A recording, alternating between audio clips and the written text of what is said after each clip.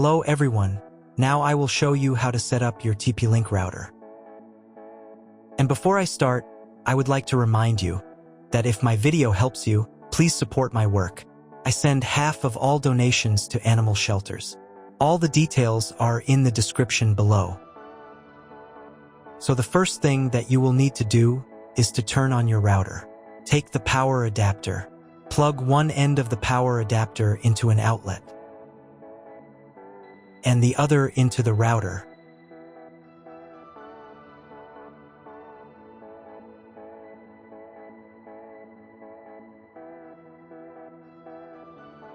Then press the power button.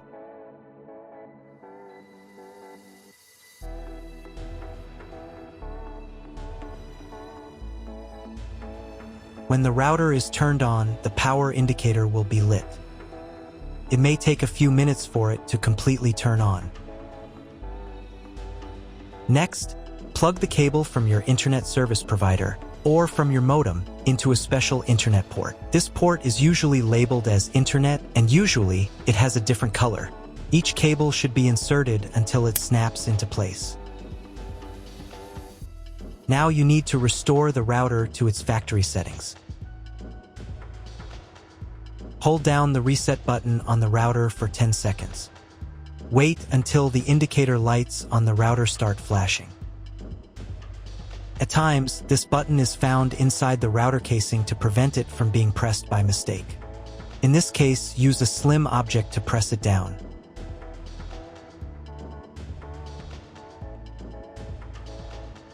The router will restart, and the settings will go back to their original factory defaults. Plug one end of the Ethernet cable provided with the router into one of the LAN ports.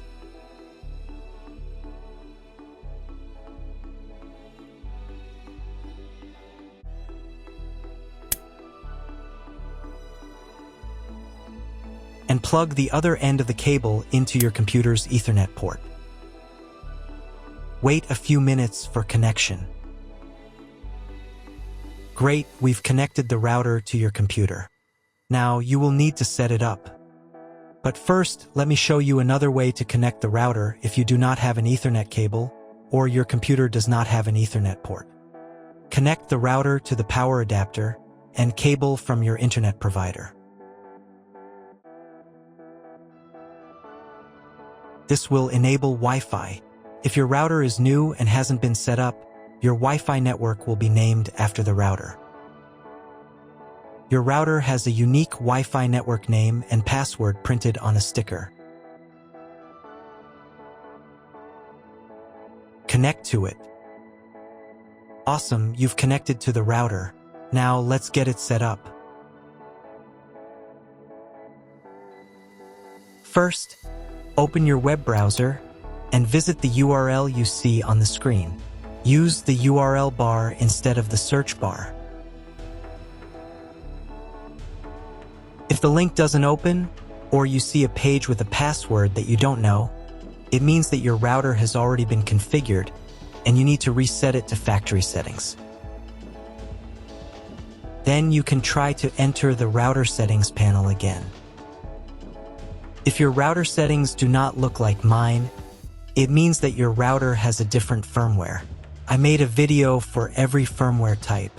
You can find all the links in the description down below. So at first you need to set a password for the personal cabinet of your router.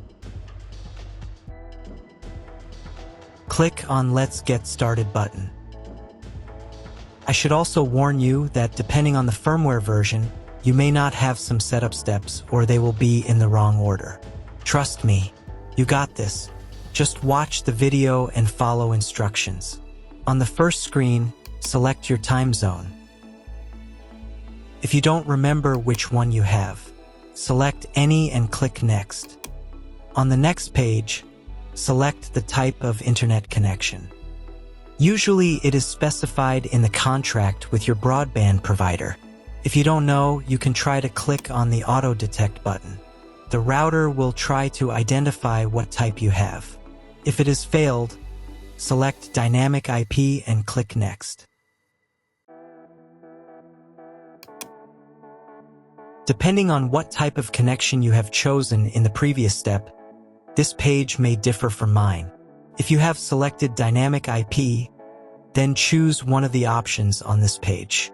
If your ISP only allows internet access to a specific MAC address, you need to clone the MAC address of the primary computer. If you are not sure about your MAC, select Use Default MAC Address and click Next. In most of the cases, there is no need to clone the MAC address. But if you can't get the internet connection after quick setup, please run it again and clone the MAC address for a try. On next page, set name and password of your future Wi-Fi network. You can enable the available modes of your router. There will be one or more modes available. If there are several, enable them and enter for each network the name and password of your future Wi-Fi network. Password must be at least 8 characters long. When you write the credentials, click on the Next button. On this page, you can configure TP-Link Cloud Service. Do not touch anything here. Just click Skip button. On the next page, you will see all the information that you specified earlier. Just confirm the settings by pressing Next button. Wait until the router tries to connect to the internet by itself. If it's failed, check again whether you have connected all the cables correctly. Click Skip, then try to reboot your router. But if it's not failed, then check whether the internet is available. Just Google something. If there is no internet, you need to reboot router. For this, go to Advanced.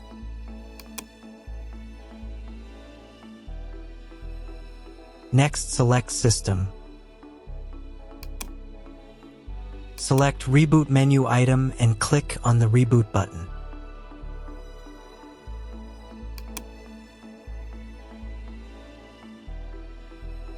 If the internet still does not appear, you need to log in to the router control panel using the password that you created at the very beginning of the router setup. Select Internet menu button, and then clone MAC address. After that, save the settings. Reboot your router again. After a couple of minutes, check internet connection.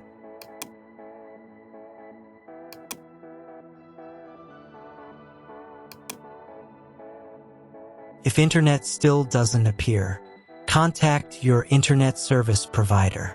He will tell you what type of connection you have and what other settings you need to do. That's all. If my video was useful, please support my work. I donate half of all donations to shelters. You can find more details in the description below.